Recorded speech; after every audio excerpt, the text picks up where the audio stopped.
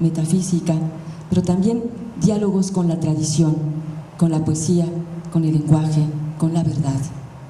Encontramos en estos textos un nuevo camino para comprender mejor lo que siempre preocupó a Heidegger, lo que fue el centro y el núcleo de su filosofía, porque toda su obra giró en torno a un solo problema: la pregunta por el ser, el problema del ser, ¿qué es el pensar? Heidegger es quien determina el rumbo de la filosofía del siglo XX. Más aún, podemos afirmar que Heidegger es el pensador del siglo XX. Recordemos que, como toda ontología, la de Heidegger trata de describir el ser en sí, el ser en cuanto ser. Y la región ontológica del ser es la región de la existencia humana. Aquí encontrará el lector no solamente una fuente del saber, también del sentido de su propia existencia. Leer a Heidegger es tener una experiencia de lo otro, de lo indecible, de una nueva manera de pensar, de vivir y de actuar, más allá de la razón, más allá de las etiquetas, más allá de las escuelas. La verdad filosófica es comunicable. La prueba la tenemos en el interés de que la obra de Heidegger ha venido despertando una fuente de interés por generaciones. Nada más lejano del sentido común que pretende poseer una superioridad bien definida frente a la pregunta del pensamiento interrogador. La poesía, la filosofía, la pintura o la música no han sido distantes de la propia ontología. Wege, nicht Werke, caminos, no obra. Eso fue lo que quiso decir Heidegger en el centro de su filosofía, y por eso seguimos enfrentándonos al pensamiento que cuestiona. Dice Adriana: elegí para la portada de este libro un cuadro de Paul Klee.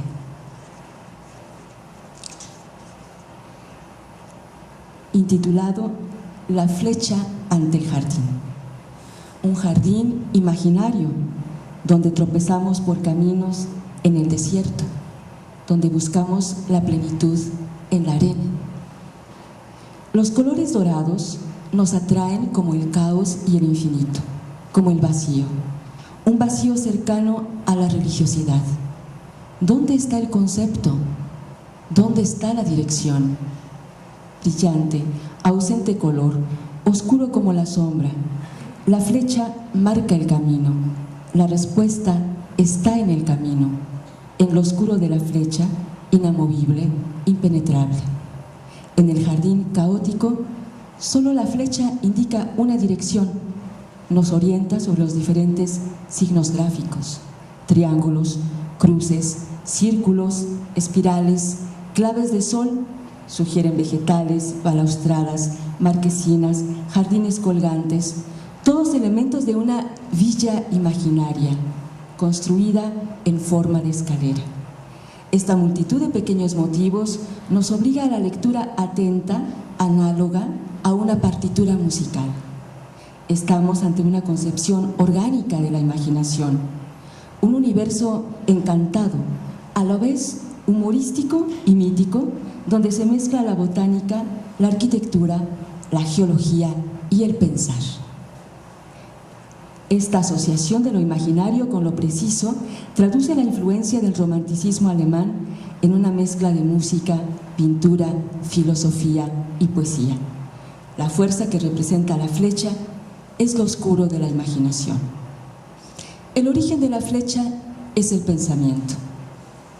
¿Cómo entender la llegada hasta allí? Más allá de este río, de este lago, de esta montaña, la contradicción entre la fuerza vital y nuestra facultad para dirigir la voluntad por medio del pensamiento, los dominios terrestres y el mundo suprasensible se encuentran en el origen mismo de lo trágico humano. Esta es la breve introducción a este libro, escrita por Adriana como una de sus urgencias más destacadas antes de que nos abandonara.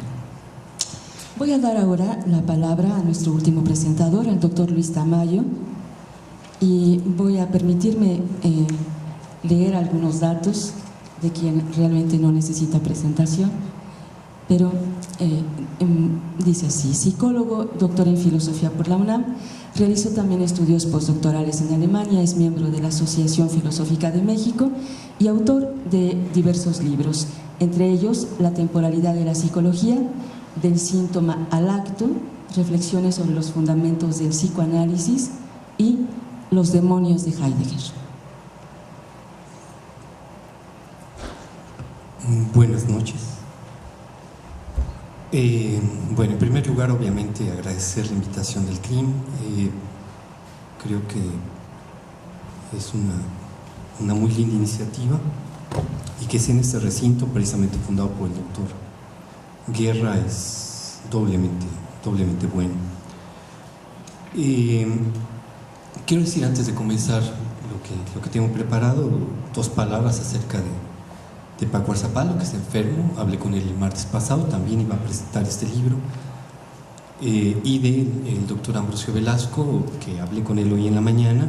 Su hijo adquirió la influenza y parece que él también la tiene. Entonces, si bien no se sentía muy enfermo todavía el día de hoy, de todas maneras consideramos lo más correcto que es quedar en casa y no viniera a contagiar a todos. Bueno, comienzo entonces. Pero realmente, después de escuchar a Marta y a Gloria, y bueno, obviamente también a la doctora Chávez y a Blanca Solares, pienso que va a salir bien de todas maneras, aunque nos faltan tan queridos amigos, y Graciela, que seguramente debe estar embotellada en la Feria de Tlaltenango. Pero bueno,